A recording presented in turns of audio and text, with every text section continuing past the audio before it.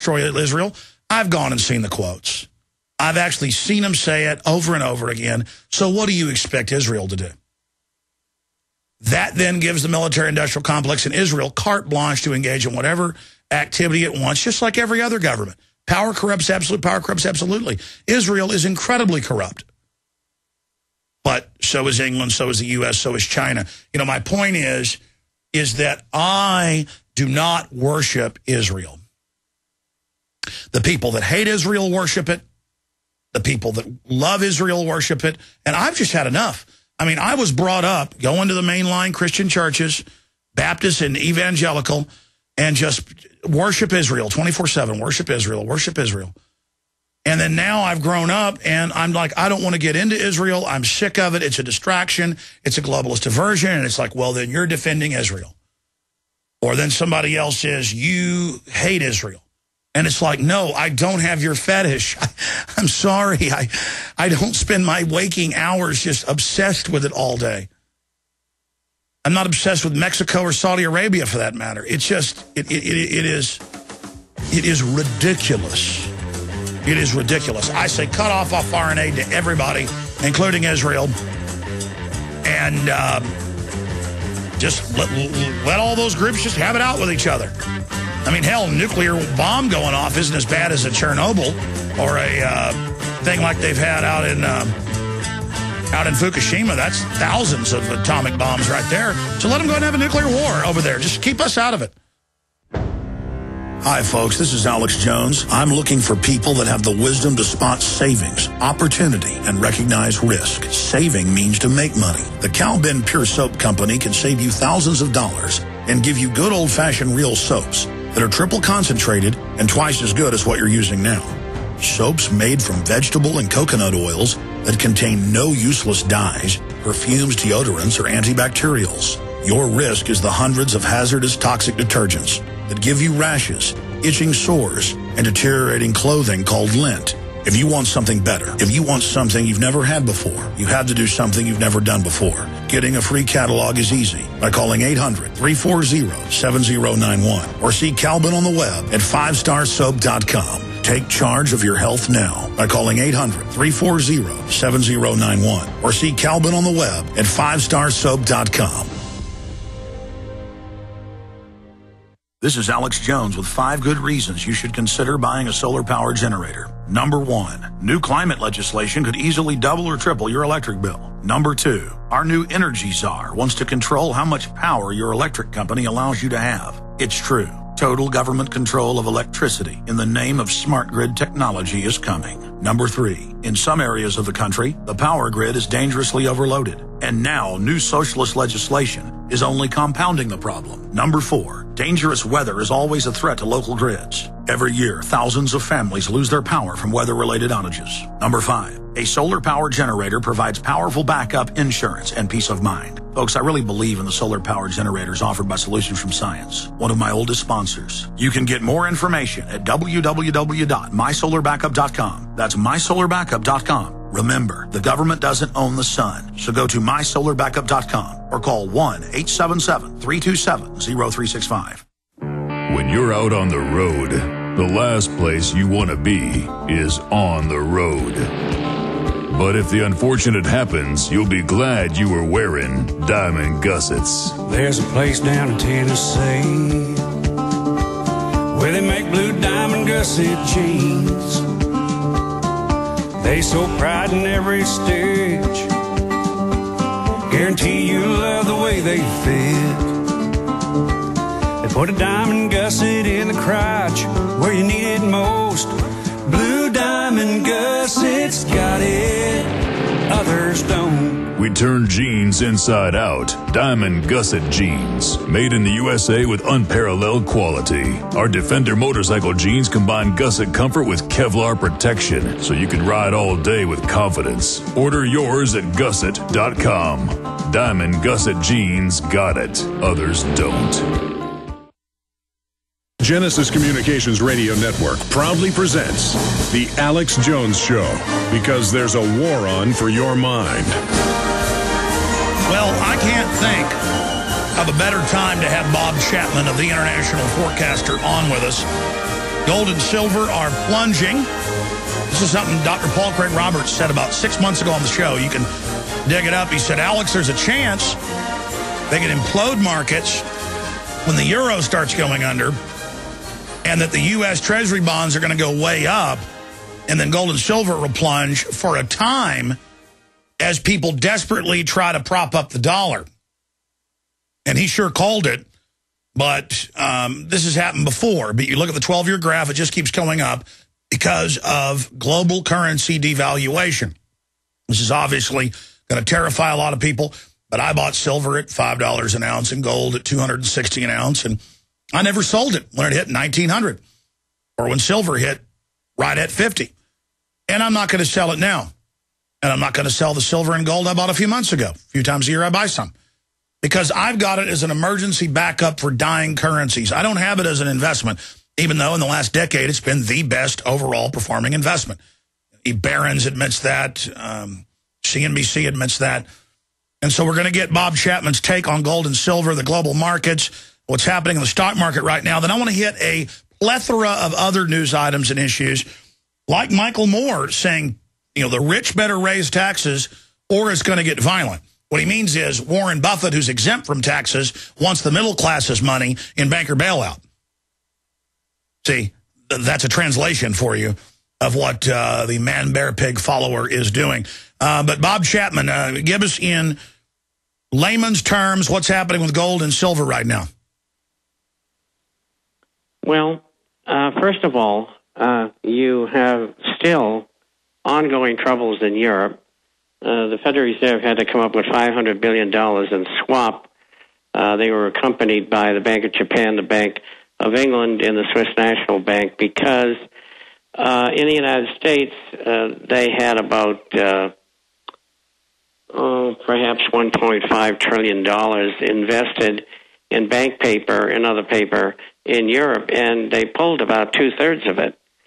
And that left the paper that is usually rolled over without anybody to sell it to. And so the banks were in terrible liquidity shape. And so what happened was that they come up with this money, which they created out of thin air, and they're going to give it to the banks to stay in business. It's just same-o, same-o. It's the same thing they did in the United States earlier, and probably will have to do again.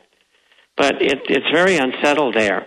Your commentary about what Paul Craig Roberts had to say was excellent. Yes, he did say that, and he was right. But I think this market is being forced, the dollar to the upside, so it won't crash through 71.18 and on the USDX. Excuse me. And you are getting margin selling, particularly in commodities, and I think most of that happened the 2 days before. And you are getting some margin selling affecting gold and silver and the shares, but there's not enough to even consider.